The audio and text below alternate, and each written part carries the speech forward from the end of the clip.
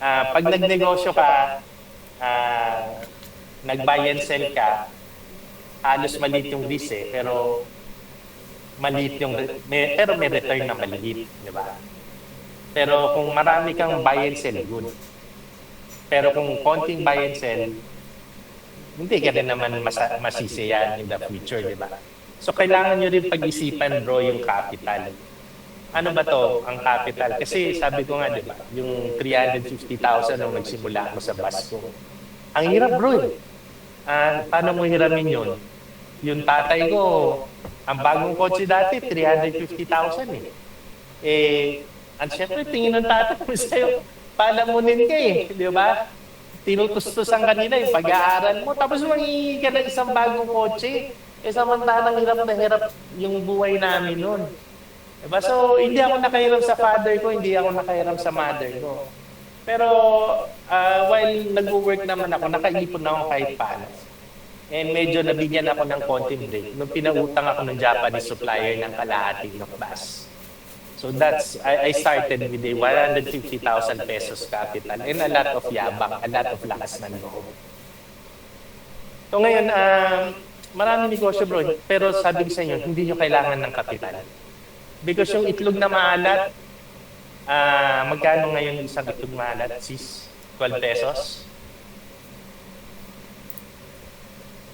15 pesos, di ba?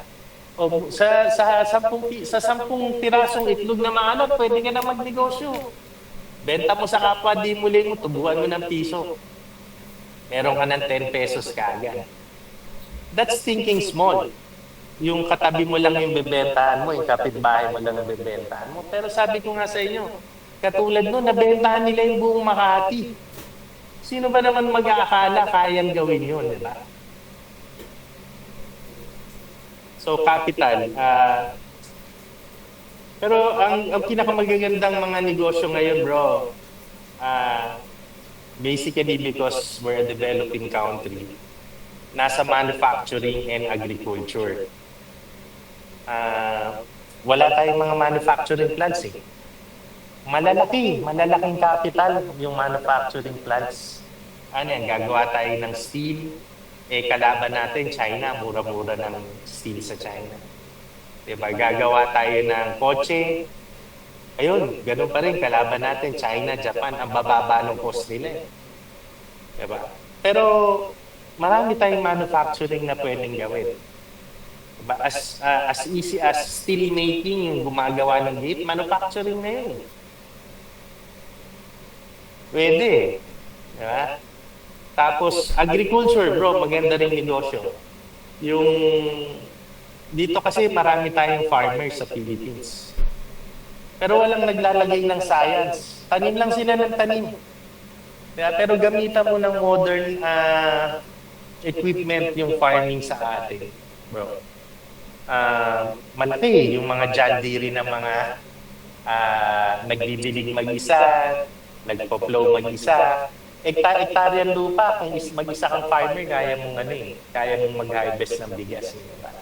Tapos pag-aralan mo yung kalidad ng lupa, ang point ko dito is that maraming type na magandang negosyo. Kailangan mo lang pag-isipan. Kailangan mo lang bigyan ng sariling science, tsaka kailangan mo lang bigyan ng oras mo. Pwede ka nang maging negosyante. Ano ba bro talaga yung mga traits ng isang maayos na negosyante? Ano ba dapat traits ng negosyante? Unang-una, magaling dapat sa communication. Ako talagang ang galing ko sa communication. Kasi bata pa lang ako, utal-utal pa lang ako bro, hindi pa ako makarunong makipag-usap sa babae. Naturuan na ako ng Dimulay. Diba? Nung MC ako, nagkaroon ako ng tree planting. May sis. Marami kaming sis na nakipag-join tree planting activity sa amin. So, sa sobrang torpe mo, pero naging master counselor ka, kailangan kausap mo yung sis eh. Kasi, ka-joint nyo eh. Sinong kakausap doon? Yung mga membro? Hindi rin naman eh. Lahat ng membro natin, tamemi eh. Di ba? So, ang mag-uusap lang naman talaga yung owner fee, tsaka yung ano. Yung master counselor, kung Job's daughter yung kausap nyo, di ba? Eh, yung kausap namin nung Rainbow. So, natuto akong makipag-usap sa Rainbow. Natuto akong makipag-usap sa babae. Lo and behold, yung napangasawa ko, Job's daughter pa, si Sis Joy. So, communication skills. Natuto ako sa Dimole, bro. Anong communication skills? Dapat maiparating mo dun sa kanegosyo mo na meron kang produkto na kailangan niya. And at the same time, meron kang profit na kailangan mo na nasa kanya siya magbibigay sa'yo. It's an exchange. So, kailangan ma-communicate nyo sa isa't isa yun. Kailangan magaling ka rin mambola. Bro, yung mga nasa online, do you subscribe? Kailangan magaling mambola.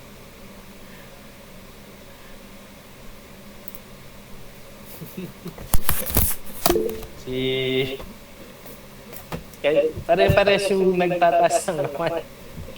Oo, kailangan magaling tayo mambola, pero hindi lang puro bola. Because sabi ko nga, before you enter into a business, dapat alam nyo kung ano yung papasukin nyo, bro. Dapat alam nyo na pag bumili kayo ng itak, ibebenta nyo yung itak. Alam nyo, hindi siya madaling kakalawangin. Alam nyo, mabigat siya na konting ganun mo lang, mahahati yung iitakin mo.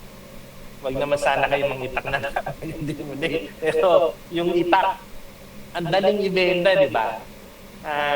May biruan nga kami dyan yung mga kapwa ko bibili dati. Magaling kang salesman, bro.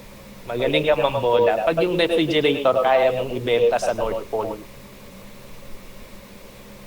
Di ba malamig kasi sa North Pole?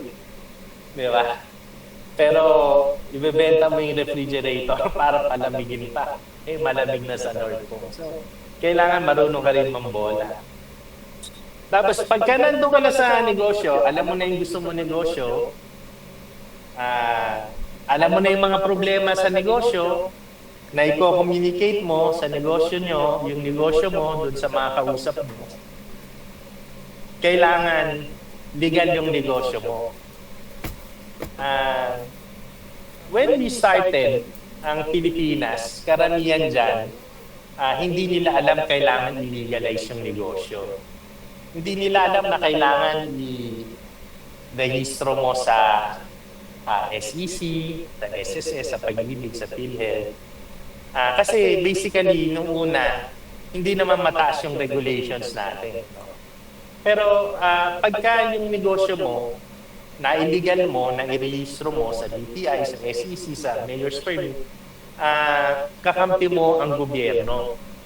No, maraming nagnenegosyo, ayaw mag-rehistro sa BIR, ayaw magbayad ng taxes. Pero alam nyo bro, nung nagnegosyo ko, syempre di ba kikita ka ng 100,000 pesos, tapos yung 30,000 pesos babayad mo sa BIR, ang sakit Di ba? Pero alam mo, nung nagsimula kami magbayad sa BIR, lalong lumaki yung negosyo ko kasi from then on, nagsimula ako nakautang sa bangko. Alam mo, ang bangko hindi ka pa utangin pagka hindi ka nagbabayad ng tax. So, yun, kailangan i-rehistro mo, kailangan legal yung negosyo, tapos once legal na yung negosyo, kailangan mo magbayad ng taxes. Once na nagbayad ka ng taxes, dyan na ma-open yung mundo mo sa financing kung tawagin or utang sa Tagalog. Ano yung financing natin, bro?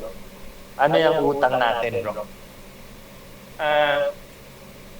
Yung buses ko, bro, di ba 350,000 ang isa. Ngayon, ang isang bus ngayon, 8 million siguro may 300 buses kami ngayon. So kung isipin mo, 8 times 300, 2.4 billion ba? Tama ba? Kahit anong gawin ko, hindi ko naisip na 240 million. 8 times 300. 8 million times 300. 300 million. 2.4 billion, diba? Kung puro brand new yun, 2.4 billion ngayon yung worth ng business ko. Kung iisipin mo, hindi mo makukuha yun Wala akong 2.4 billion bro eh. Di ba? So, darating yung point, yan yung tinatawag na OPM, other people's money. Gagamitin mo yung other people's money. Gagamitin mo, manghihiram ka sa father mo, manghihiram ka sa kapitbahay mo, manghihiram ka sa bangko. Pinakamaganda, manghihiram ka sa bangko. Kasi although may binabayaran kang interest, matutulungan ka nila na magnegosyo. So, alam mo, dumating yung point na naging more than 1 billion yung loans ko.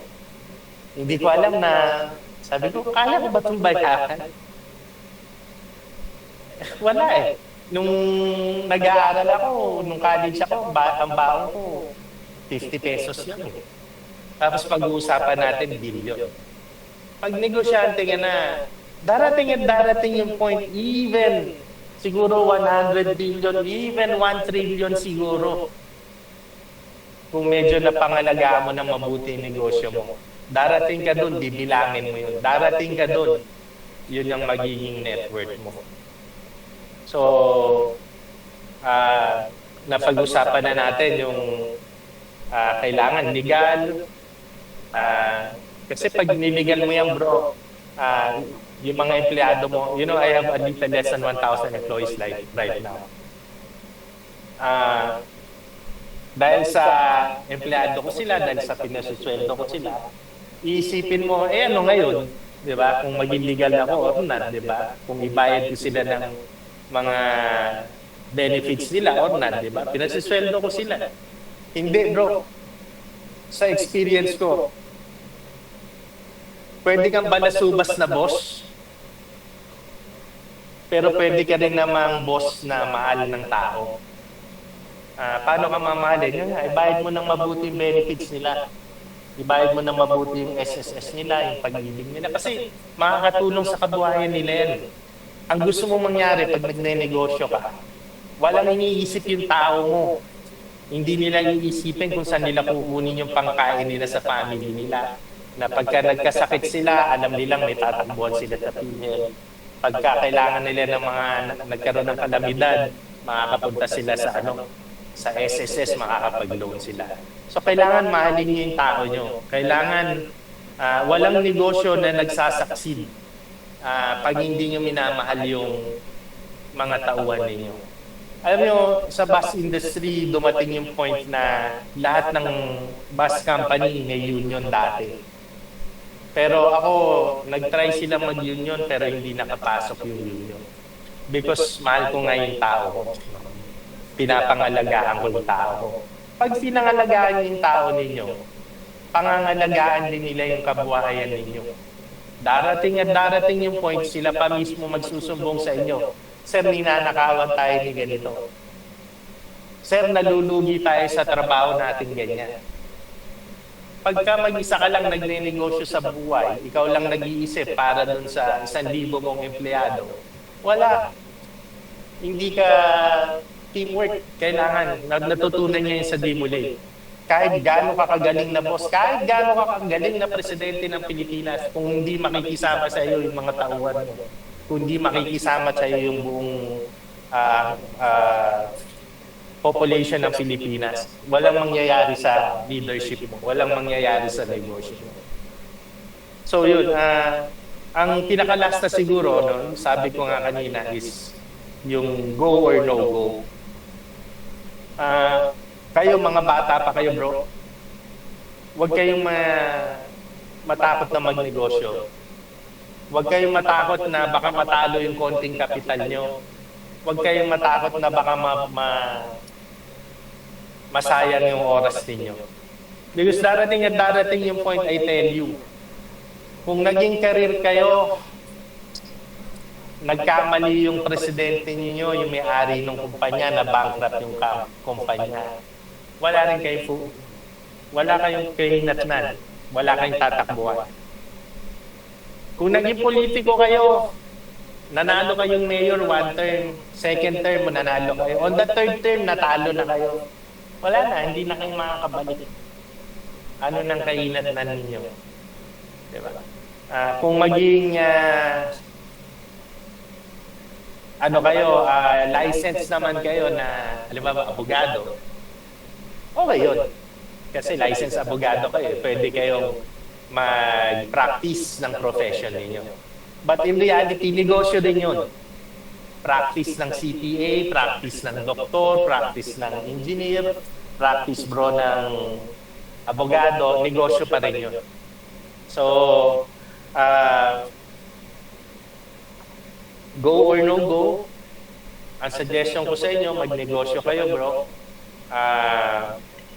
Pero mag-experience muna kayo ng konti. Kailangan malaman nyo kasi yung kung ano yung office politics na tinatawag before you are able to be a good manager. May mga questions tayo.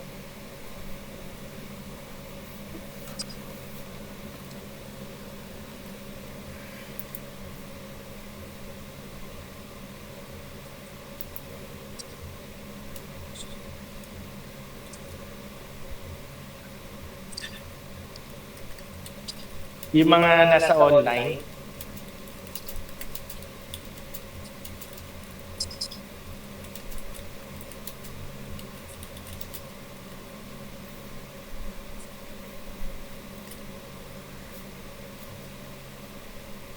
Good evening po, Dad.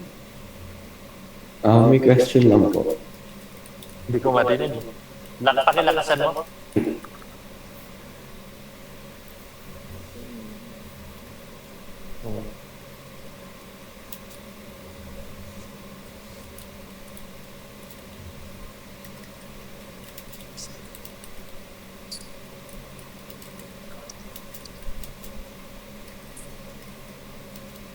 George, okay lang magtanong bro. Hello. Hello po, Dad. Good evening po, Dad. May tanong lang po. Bro. Bali, ang tanong ko lang po, Dad, is yung kapag nga po naglo-loan kayo sa bangko, ano po yung masasuggest nyo paano po nababayaran yung inutang nyo, and at the same time po, kahit pa paano, kumikita kayo, ganun po. Ganito kasi yung loan sa bangko, bro. Yung question ni Brad is kung meron kang loan sa bangko, paano mo mababayaran yung inutang mo and at the same time kikita ka? Alam mo, maganda yung question mo, bro. Actually, this is another story. This is another topic altogether aside from being an entrepreneur. No? Yung financing, yung loan sa bangko. Paano ka magkakaroon ng loan na kikita ka pa? Maganda yung question, bro. Sabihin ko na lang, no, yung sa sarili kong experience. Sige, pero bago yun, alam mo yung loan sa bangko, bro, normally sa panahon natin ngayon, meron kang interest na binabayaran na 6%. So, ibig sabihin yun, sa makatuwid, kung nangutang ka ng 1 million, sa 6% ng 1 million, 60,000 babayaran mo. So ngayon, kung meron 60,000, 6%. Ngayon, sa makatuwid, kung meron kang business na 1 million ng capital mo, pero kinikita mo 70,000 monthly doon sa negosyo mo, ibig sabihin nun, meron ka ng 10,000 na tubo. Kasi yung 60,000 babayad mo sa bangko, diba? Tapos meron ka ng 10,000 na tubo. Ibig sabihin nun, anything over 6% na return mo dun sa negosyo mo, kita mo na. Pero kung magne-negosyo ka, utang ka sa bangko, bro, ng 1 million, pero yung kikitain mo 30,000 lang. 30,000 naman. Parang hindi siyempre maganda na negosyo. Diba? Pero yung sinasabi ko, bro, simple computation lang. Because when you talk about 60,000, di ba? Ang 60,000 na 6% per annum, compounded monthly yan. Magiging 7% yan. 72,000 yung lalabas, di ba? Tumataas yan eh. So 72,000 divided by 12, mga magana yun. Mga 6,000 a month yan eh, di ba? So kung yung 1 million mo, tutubo ka na more than 6,000 naman. Ibig sabihin, nako-cover mo, bro, yung interest. So ibig sabihin, good yun. Magnegosyo ka with something that will cover the interest. No? Ngayon, ano ba yung magandang iutang sa bangko? Magandang iutang sa bangko, bro. Huwag ka mangungutang na bibili ka lang ng kotse. Di ba? Kasi katulad ko, bro, alam mo, nung kinento ko sa inyo, di ba? After second year ko, may BMW na ako. Eh, syempre may interest yun, yung BMW na yun. Tapos merong ano yun, merong depreciation. Paglabas pa lang nun, talo ka na kagad ng 20%. Eh, parang 2.5 million yung BMW ko dati. Diba? So, wag ka mangungutang ng something like hindi mo pakikinabangan. Except if kung yung BMW mo, gagamitin mo sa negosyo mo. No, katulad ko, nagamit ko yung BMW ko sa negosyo mo. Dumating nung sa point, bro, 27 years old ako, ayaw akong pautangin ng bangko. Kasi bago pa lang yung ano ko, yung negosyo ko, wala pa akong track record. Diba? Alam mo, yung unang loan ko is about 40 million sa Metrobank, bro. Binili ko yung garahe ko sa Dasmariñas, Cavite. Nung naglo-loan ako, naalala ko yun sa Metrobank sa Grace Park, bro. Sabi sa akin ng manager, Iyo, masyado ka pang bata para mag-loan ng 40 million, ng 30-40 million na lupa. Sa sobrang sama ko ng loob ng bro, bago yung kotse ko Nissan Sentra. Sa sobrang sama ng loob ko nung lumabas ako ng bangko, tapos sumakay ako ng bus ko. Tapos, sa ano yun sa Caloocan. Tapos yung kotse ko may kotse na akong bago na Nissan Sentra no. Tapos may driver ako na nakasombrero pa. Tapos pagsakay ko doon sa bus namin, nakapagkwentuhan ako sa driver. Nung natapos na yung kwentuhan ko, tinamad na ako. Bumaba ako doon sa dealership ng BMW sa EDSA. Sa ano yun EDSA yung papuntang Ortigas. Paglabas ko nung, sabi ko magpapahinga muna ako sa loob.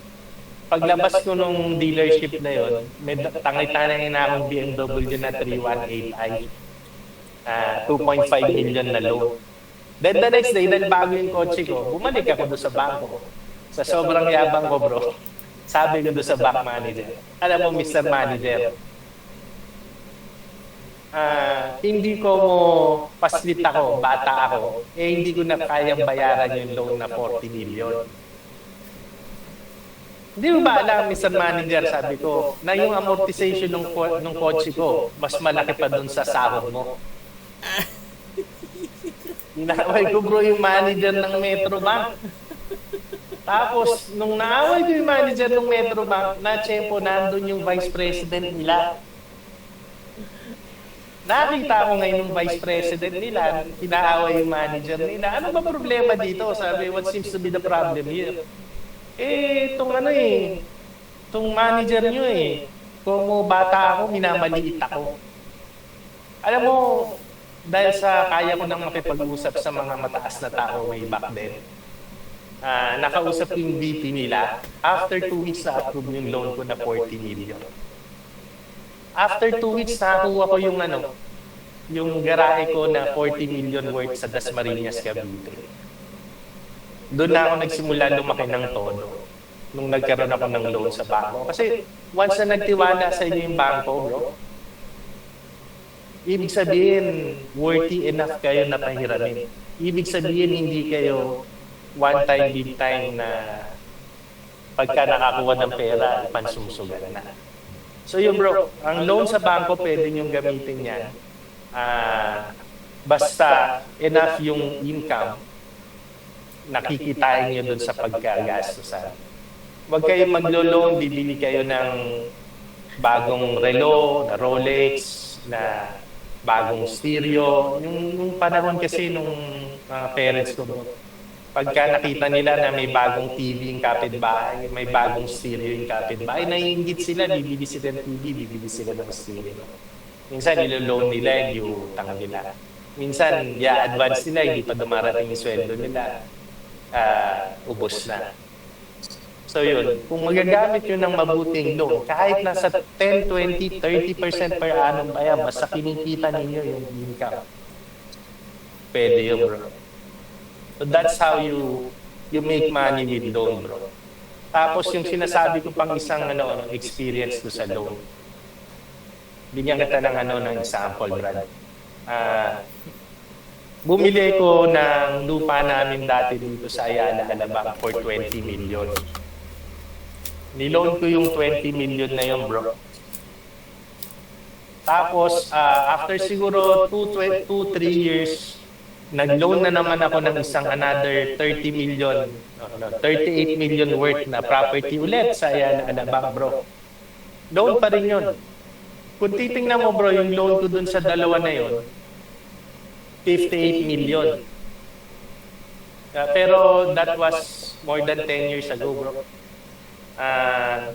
Ngayon, yung isang property ko na 20 million worth dati, ngayon worth 150 million na siya dyan sa Ayala, Alabang, bro. Oh my God. So, ibenta ko man yung property ko na yun, yung niloan ko, dahil sa 58 million lang, tumubo pa ako ng roughly 90 million something. Imagine mo, kung hindi ako pinautang ng bangko dati, mabibili ko ba yung property? Diba? Hindi ako natakot nun sa interest. Interest rate nun siguro mga 10% eh. Taas eh. Diba? Pero ngayon, libre na isang property ko, pag binenta ko pa isa, may sobra pa ako. So yan yung power ng other people's money, bro. May enable kayo na makapagpundar, may enable kayo na magnegosyo, may enable kayo maging entrepreneur. Basta tama lang, bro, yung yung utang, pag binayaran mo, bro, good ka eh. Pero kung balasubas ka, mangutang ka, hindi ka magbabayad, wag naman yan. Ayaw nating ituro sa Dimole yun. Gusto natin sa Dimole, pag nangutang ka piso, gusto natin bayaran mo. At minimum piso, kung kaya mong bayaran ng 2 piso, mas maganda. Diba? Meron pa, bro, na ibang question. I hope I answered your question properly, bro. Actually po, Dad, meron po question si Kuya Ilan. Ang question niya po is, ano-ano po yung mga natutunan niyo during your businessman career? Worst and best experience? Marami, bro. Yung best experience natin, alam mo, pag tama yung negosyo mo, mahal ka ng tao eh. Diba? Pag mahal nga ng tao, darating at darating, hindi mo pa kailangan yung tulong nila. May kumakatok na sa pinto mo, tutulungan ka. Hindi mo pa alam na problema mo, bro. May tumutulong na sa'yo. Diba? Ang worst experience naman, bro, ganun din. It's about respect din. Diba? Yung meron kang tinulungan, dahil sa kulang yung tulong mo, galit pa sa'yo. Puro respeto, bro eh. Puro about business. About respect sa business. Best and worst, it's about respect. Next po, Dad, may question po kay Brother Gabriel Pino. Dad, do you still think a transportation or bus business is still profitable po in 2025 or madami na pong mga competition? Hindi bro eh. Hindi ka matakot about profitability. Basta pag-aralan mo, bro, any business, sabi ko sa iyo, is worth it. Basta pag-aralan mo. But to answer you directly, yes, very profitable ang bus. Mataas lang ngayon yung cost of entry kung tawagin nga. Ang cost of entry is, para makapagnegosyo ka ng bus ngayon, kailangan meron kang 8 million na capital para sa isang bus. Ang sabi ngayon ng LTFRB, kailangan meron kang minimum ng 10 bus bago kita bigyan ng prangkisa. So, ang sabi ng LTFRB, kailangan mo ng 10 brand new na bus, which is worth 80 million. Kailangan mo ng garahe, kailangan mo ng tauhan. Siguro all in all, para makapagnegosyo ka sa bus ngayon, nasa 100 million minimum. Pero ganoon pa rin, kung kaya mo magsimula ng isa, may tinatawag pa rin naman na kabit, no? Kabit system. Pwede ka pa rin naman bumili ng second hand na meron ng prangkisa kung makakatisod ka. Siguro sa halagang 3 million, 4 million, pwede ka na mag-bus business. Kahit nag-iisa lang yung bus mo, pwede. So, in answer, oo, transportation remains to be a very, very lucrative business because doon naman talaga papuntang ang tao, di ba? Alam mo, parati ko nga binubiro yung mga kaibigan ko. Ang problema kasi sa Pilipino, gusto natin door-to-door eh. Punta ka sa Amerika, bro, ang mga tao dyan, naka-train, naka-aeroplano, isang driver, 1,000 pasahero, di ba? Pero Pilipino, isang driver, isang pasahero because tricycle yung sinasakyan. Diba? Lalo ngayon, marami yung mga grab, yung mga angkas-angkas, diba? Masyadong kulang sa pag-iisip, no? Pero ang bus, hindi mawawala ang bus. Siguro mawawala kayo dun sa linya ninyo, pero in reality, kailangan pa rin talaga ng bus. Kailangan pa rin ng transportation. Thank you, Dad. May next question pa po kay Brother John Carl Gabino. My question po, Dad, is ano ang advice nyo po sa young entrepreneur? Young entrepreneur, bro, you have a bright future ahead of you.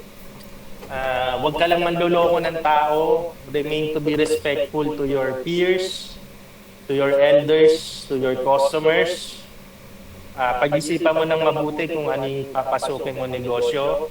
Like I said a while ago, basically we are in a developing country. Lahat ng negosyo dito, bro, maganda. In contrast, pagka nasa first world country ka, pag nasa Amerika ka, halimbawa, napakahirap magnegosyo sa Amerika dahil lahat ng malalaking negosyo doon, malalaking company na may hawak. Dito, kahit meron ng mga online na stores, no, na nagbebenta ng halimbawa ng charger or damit, hindi pa rin nawawala yung mga stores dyan sa mga tabi-tabi na nagbebenta ng mga damit ng mga chargers. Diba? Dito as yung itlog na maalat, ganun kaliit na business, ganun kaliit na kapital, nagfo-flourish. So, remain steadfast, huwag kayo mapanghinaan ng loob.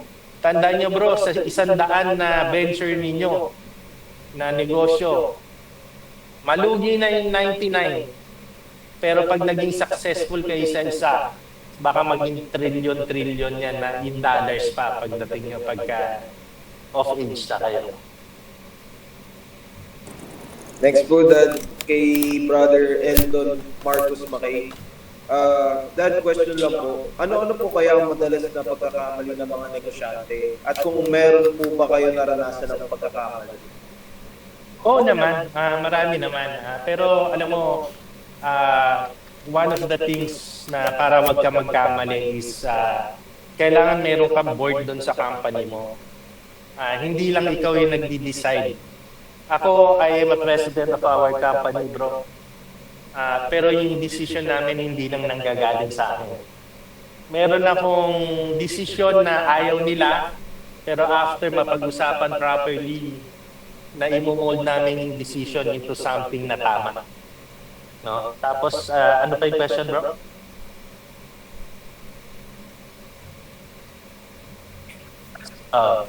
Oo, bro, maraming pagkakamali, gaya nga nung sabi ko, no? Pero ang pinakamalaking pagkakamali, bro, pinakamalaking pagkakamali, gaya nung sabi ko, sa bus industry, no? Ang bus kasi cash business siya, bro. So every day, meron kang intrega sa'yo, more or less 1 million, 2 million. Diba? Tapos ipapasok mo sa bangko. So in 5 days, in 3 days time, pag tinignan mo yung balance mo sa bangko, pwede kong bumili ng bagong Mercedes, Diba? Pwede kong bumili ng bagong BMW, Diba? Pwede kong bagong magpunta dito sa country na gusto ko. Pagka gumastos ka ng unnecessary dun sa negosyo mo, na wala dun sa budget mo, di ba? Pag nagsugal ka, kinuha mo yung milyon-milyon nyo, dinala mo sa casino, natalo ka. Di ba? Pag nagkaroon ka ng extra family, sabi mo, mayaman naman ako, pwede kong magdalawa, 3, 4 na pamilya. doon nagkakamali ang negosyante, particularly sa bus business dahil cash-based ka. But in reality, lahat naman bro, merong mga room for errors. Wag kayong magkakamali. Napakaraming room for errors bro. Pag sa negosyo, yung lolokohin mo lang yung kapwa mo negosyante, error na yun. Merong tandaan nyo bro, pag kumita ka, dapat kumita rin yung kanegosyo mo. Diba? Ako, yung pag dinayaran ako ng pasahero, gusto ko, yung dinayan niya sa akin, worth it. Gusto ko na ihatid namin siya safely kung saan siya paparoon. So, talagang change yan. Barter yan. Change of service. Kung ano ibigay sa'yo, dapat ibigay mo rin. Maraming usapin pa about pagkakamali, no? Tsaka kung ano yung tama.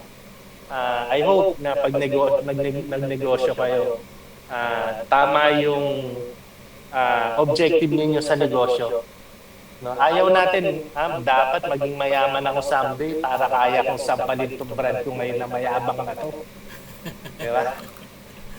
Wag sana ganun yung yung objective natin sa buhay. Sana makapagnegosyo ko at maging mayaman ako someday para yung mga katulad ko matutulungan ko in the future. Dapat ganun bro yung mga objectives natin. So, you start with an objective, you follow it, yung chances mo for error maliit. So, yun yung bro. Meron pong next question, Dad.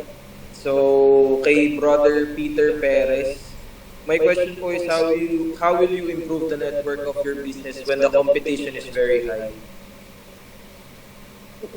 Kanya-kanyang na yan, bro. Kanya-kanyang diskarte na yan. Pero kasi ko, on how, direct answer to your question, on how will I improve? I have people that guides me. I have managers that tells me the problems dun sa negosyo.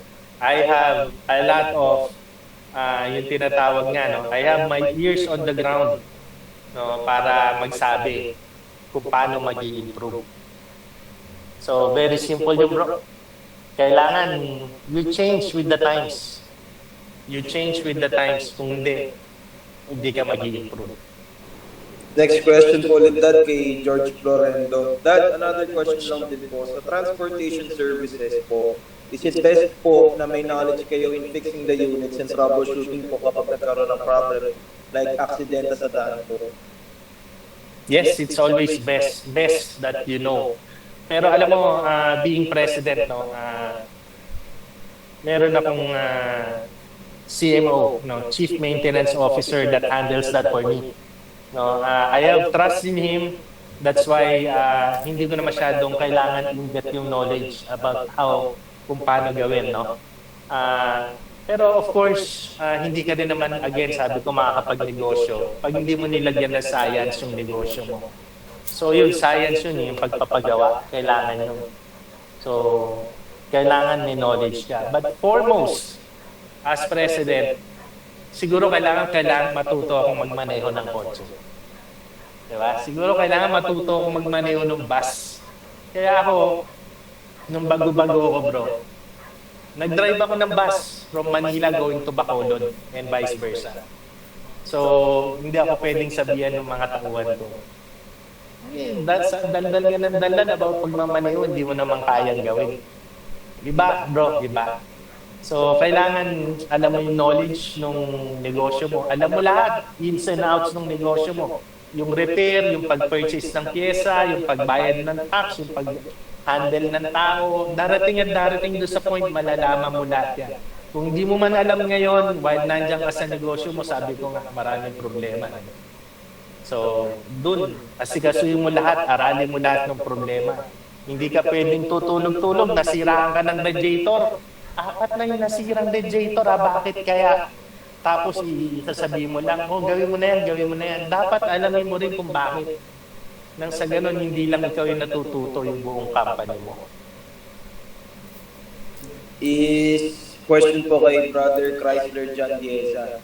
That my question po is, when starting a transportation business, how would you deal with drivers na masasakit sa ulo, maintenance sa vehicles, aberya sa kalsada, and all? Thank you po, Dad. Isa-isa lang. Driver na masakit sa ulo. Alagaan nyo sila, bro. Sabi ko nga sa'yo, ang tao naman papasok sa yan, hindi para bigyan ka ng sakit ng ulo. Papasok ang tauhan mo sa'yo, papasok ang driver sa'yo. Because kailangan niya ng pangkain sa family niya.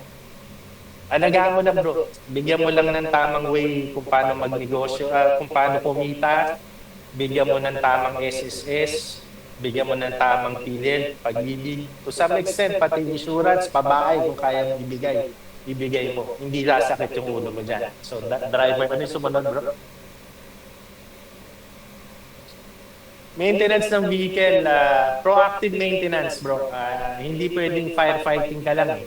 Hindi pwedeng pagka may sunog na, tsaka mo lang aapulayin yung sunog. No? Kailangan bago pa masunog, alam mo na, masusunog to. Patay mo na ngayon yung cause. So, ganun sa maintenance, bro. Bago masira yung makina, dapat na-change oil mo. Bago maupod yung preno, totally, dapat napalitan mo yung lining. Bago masira yung power steering, dapat make sure na hindi masira yung power steering, meron siya power steering fluid. Ganun kasimple, bro, maintenance. Next. Next po, Dad, kay Brother Gabriel Pico. Dad, what school and course in college do you recommend for the NTREP? And which can give you a good salary to save up for capital po? Bro, hindi ko masyadong hindi ako masyadong biyasado sa courses sa college namin. But basically, becoming an entrepreneur. Maski doktor ka, bro, pwede ka magnegosyo. May doktor ako na nagne-negosyo ngayon nung clinic niya. Meron akong abogado na nagpa-practice ngayon, ginagawa niyang negosyo yung practice niya. Diba? Meron akong mga kasama sa negosyo na hindi man graduate actually, bro. Pero may tindahan ng dyan sa Divisoria. Ano binibenta? Ang dami, bro. Everything under the sun. Alam mo naman, pag nagpunta ka dyan sa Divisoria, hindi mo nang kailangan ng college degree dyan. Alam mo lang na kailangan pag nagbenta ka ng piso, dapat may piso yung bayad sa'yo, kundi talo ka. Ganun lang naman kasimple yung negosyo. But as far as college degrees are concerned, syempre, pakikinabangan mo yung magtuturo sa'yo about marketing, yung magtuturo sa'yo about finance, yung magtuturo sa'yo about HR. Yan ang mga nasa negosyo. So, normally, mga business course yan.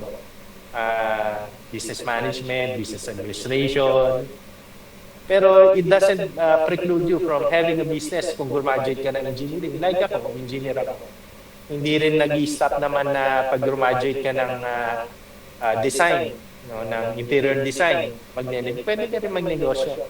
So anything, bro, any course in college will help you.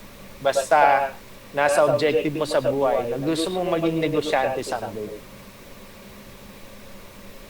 Next By the way, bro, meron akong negosyo din na restaurant, no? Hindi naman ako graduate ng culinary. Hindi naman ako graduate ng pagre-restaurant. Pero nakapagnegosyo ako ng restaurant. Diba? Hindi rin ako graduate, bro, ng law. Pero may law office kami. Hindi rin ako graduate ng advertising business, courses. Pero may advertising business kami. So, madali, bro, magnegosyo. Basta gusto mo, pwede ka magnegosyo. Next question po, Dad, from John Carl Gabino ulit po. Dad, another question din po. As you are a businessman po in the transportation or sector industry, what particular challenges, difficult or not, do you face and how did you solve those problems or get through that? Some of those challenges must have been very difficult po, considering that you have a very large fleet of buses and employees po. Alam mo, bro, yes, medyo very challenging ang transportation business. Pero maganda naman sa transportation business, bro. Highly regulated siya ng government. It's both a pro and a con, being highly regulated by government. Highly regulated meaning to say, hindi ka pwede magtaas ng pamasahe basta-basta. Kahit nalulugi ka na, yan lang yung pamasahe. Pag hindi ka pinayagan ng gobyerno magtaas ng pamasahe, hindi ka magtataas ng pamasahe. But on the other hand, hindi naman yung katulad ng ibang negosyo na pababaan kayo ng ng benta, no? Na bumili ka ng kutsara tinidor, binili mo ng 100 pesos, ibebenta mo ng 50 pesos, ibebenta mo ng 40 pesos. Hindi yan yung negosyo na gano'n. So, yan yung both na mahirap talaga sa negosyo, yung government regulation. But it also protects the transportation industry. Next po that, meron pa pong question kay Brother Josh Salagan from Abad. I just want to ask if the food business is still reliable today considering the strong competition in the market. Oh bro, alam mo, gaya ng sabi ko, di ba? Hindi ka naman talaga mamimili ng negosyo na hindi kikita. So pag pinasok mo naman yan, whether kumikita yan o hindi, dapat pakitain mo eh. So the fact na pinasok yung restaurant business, alam ko kikita pa yan. Maganda pa rin yan bro, restaurant business. Alam mo, Jollibee, they started with one store. Now Jollibee has over thousands of stores, and even here and abroad may stores of Jollibee. Nung nagsimula si Jollibee, ang dami rin niyang kalaban. Di ba? Karinderya, malalaking restaurant, mahal na restaurant, kalaban ni Jollibee. Pero ngayon, si Jollibee isa sa pinakamalaking restaurant dito. So, hindi rin naman ibig sabihin na marami ng Jollibee, marami ng McDonald's, hindi ka nakikita sa sa food business. Nasa lang yan, on how you handle your business. So, kikita pa rin ang restaurant business. Next question po Dad kay Brother Juan Miguel Pastor. Hello po Dad. Ano po sa tingin nyo yung mga importanteng skills na kailangan para mag-succeed sa business ngayon?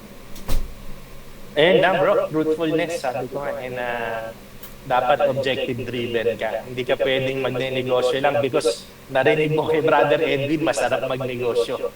No? Dapat magne-negosyo ka, may puntirya ka talaga, tama yung objective mo. And you have to show respect to the society. You have to give back to the society. Once na naging negosyante ka with those traits, malayo yung dadatingin mo. So, any more questions po bros? Message lang po kayo. Sa mga nandito po, Franz, baka may...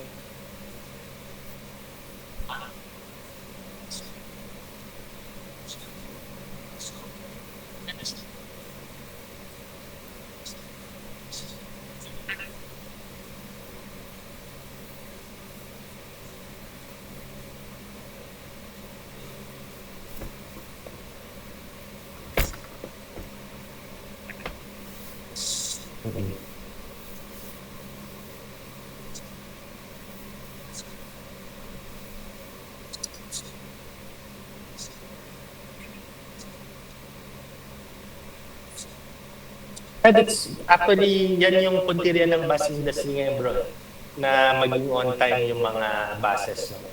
But ang main problem dyan is yung discipline kasi ng Pilipino. Diba? Hindi naman yung bus industry ang problema eh. Diyan sa EDSA sabi nila matraffic because of the buses. But in reality, hindi because of the buses yan. Diba? Ang EDSA natin, baku-bako ngayon, gagawin na raw nila. Diba? Ang Pilipino, sabi ko nga sa inyo, gusto door-to-door eh.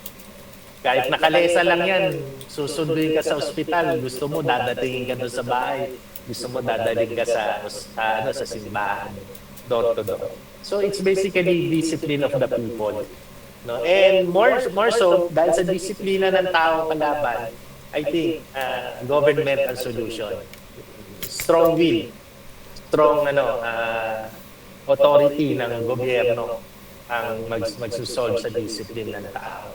Not just that. Ikaw na rin mismo, bro, kung kaya mong by yourself magsimula doon sa solution para dyan sa problem nga sa tao natin sa discipline. Maganda. Magsisimula tayo sa sarili natin. Actually, Dad, meron rin po akong question. Kasi di ba po, since transportation po kayo, di ba, nagkaroon po ng pandemic.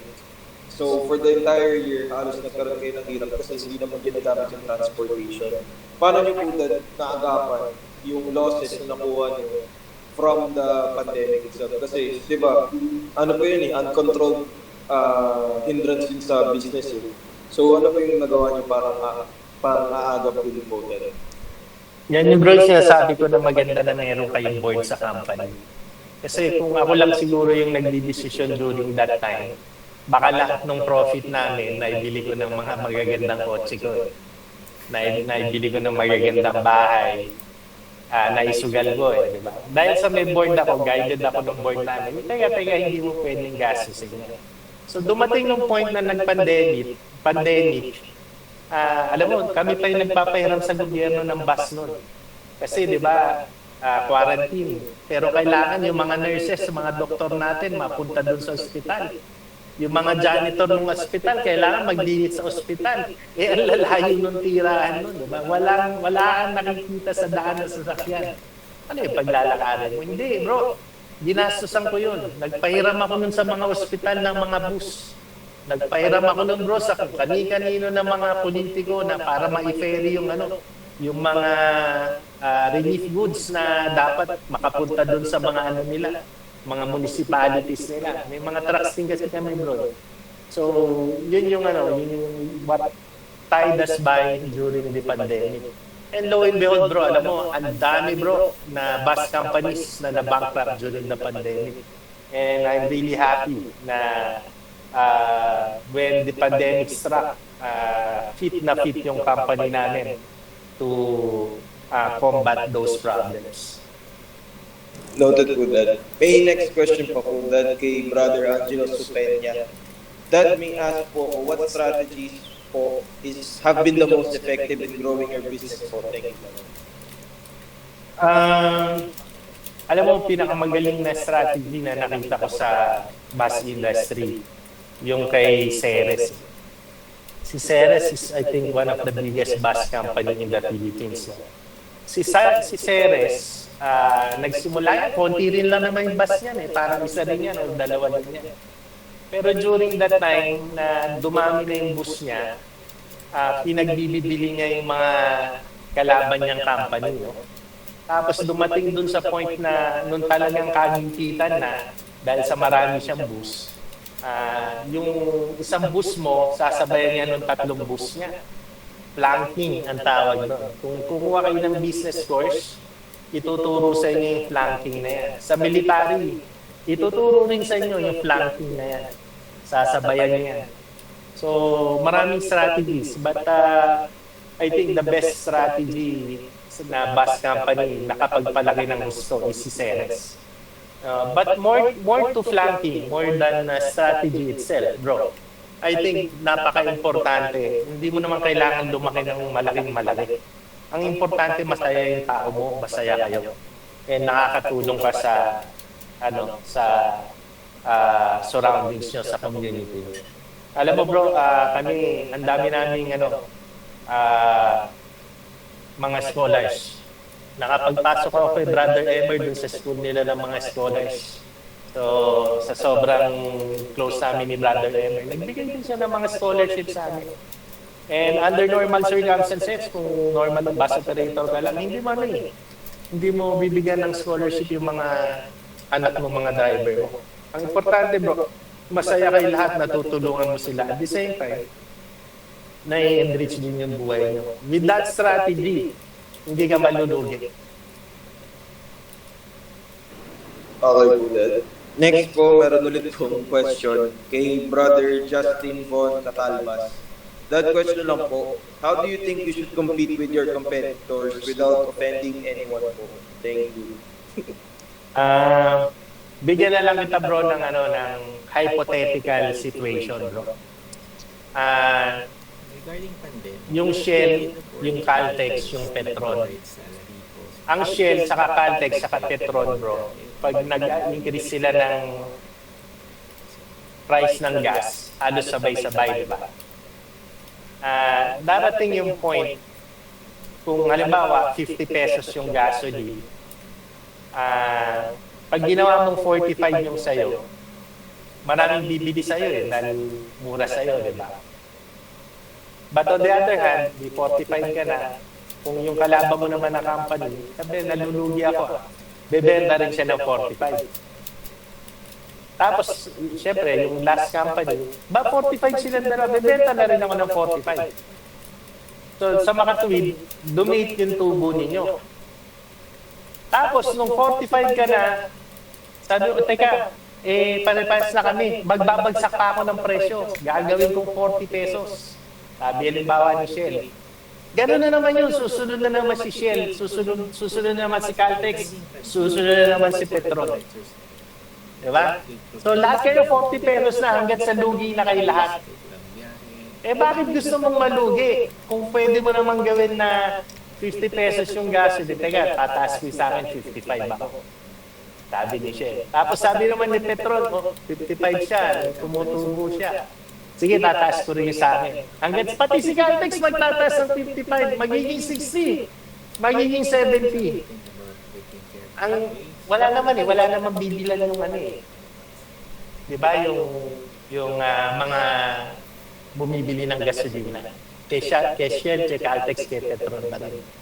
So, hindi nyo kailangan mag-away-away. Kailangan lahat masaya kayo. 'Di ba? So, yun yung sagot doon, bro. Hindi nyo kailangan mag-away-away, bro. Hindi nyo kailangan ng napakalalim na competition para kumita.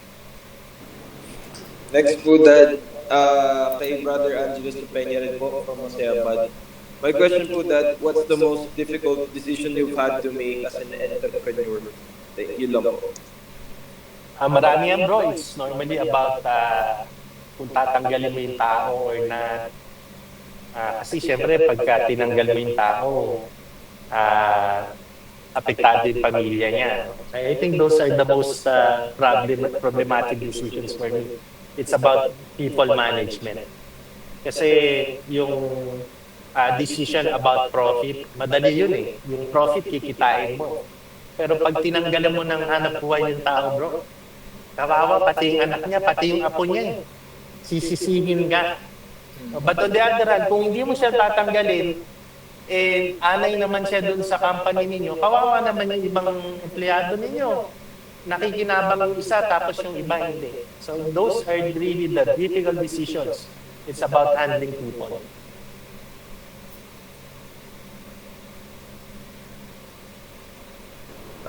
Next po, Dad, kay Brother Elad. Regarding pandemic time po, Dad, did the board of directors still provided salary po sa mga employees kahit walang biyahe? Other companies po kasi no work, no pay, or nagtanggal ng empleyado or nagsara na nga po. Will the business have to think about taking care of the employees or the survival po ng business? Yes, it's a very valid concern. No? Bibigyan mo ba ng sahod ng empleyado mo when for a fact wala ka nang tinatanggap, di ba? Hindi kami nagbibigay ng sahod kasi wala talagang trabaho eh. No work, no pay talaga. Pero nag-provide kami ng relief goods. Nag-provide kami ng mga avenues kung paano mababaksinan yung mga empleyado namin. And nag-provide kami ng mga loan packages sa kanila during that time. Maybe siguro mag last 3 questions na tayo, bro. Mag-second session na lang tayo sa Manila, baka maraming gustong umattend. Mas maganda kasi yung magkakaharap mas makakaintindihan. Actually po, Dad, i-announce ko na rin po to sa mga taga-Manila, Brother RC. Papakilala ko lang po, bros, si Brother Regional Master Counselor po, si Brother Nico Rojas from Loyalty, Chapter number 3. So, Dad, may lang rin ako natulog sa kanya, mag-round up po ng mga attendees para sa second session po, as you said po, dun sa CCT, diba? Ano ba yun? Century Seafood Restaurant. So, sa mga taga-Manila po, mga bros and sis na gusto pa rin naman din second session for business management po, of course, entrepreneurship na course na in-offer ni Dad Edu. Pwede rin po kayo umattend 7 to 9, 7 to 9 po ba? Ayusin niyo muna, bro. Ayusin niyo yung schedule, pero pwede tayo magkaroon ng second session. Okay. So, abangan na lang po sa details po kung when po yung second session. Pero there will be another session po sa susunod sa next week po. hopefully po sa mga pros na and sa mga sis na naka-attend dito, maka-attend po sa susunod ulit, pero face-to-face na naman po. So, last 3 questions na lang po tayo. Chat na lang po kayo. Meron po kayo. Thank you.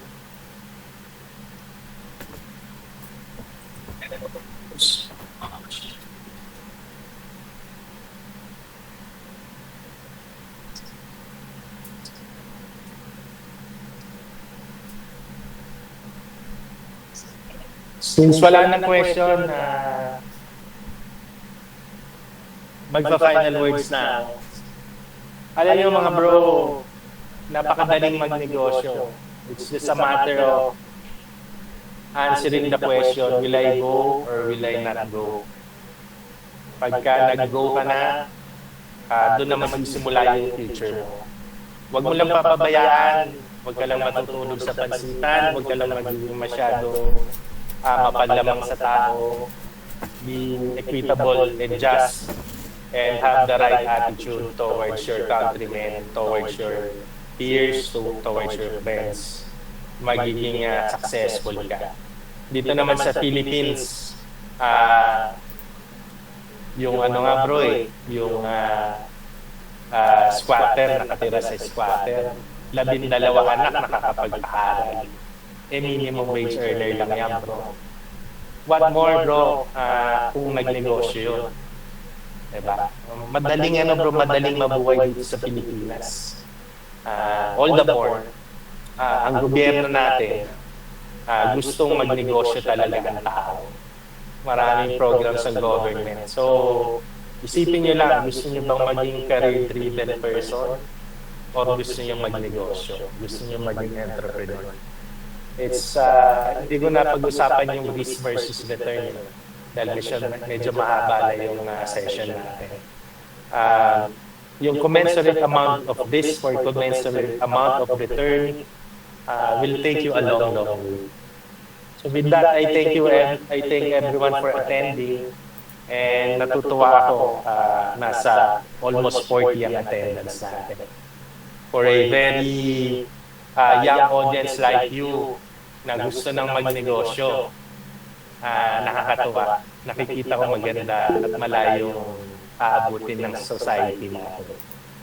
Thank you, Brads. Thank you po, Brads, at mga kids. So, on cam lang po sa yung mga nasa loob ng meet po para makapag-screenshot lang po. On cam lang po kayong bros. And yung mga sis. So, and this is it. Yan.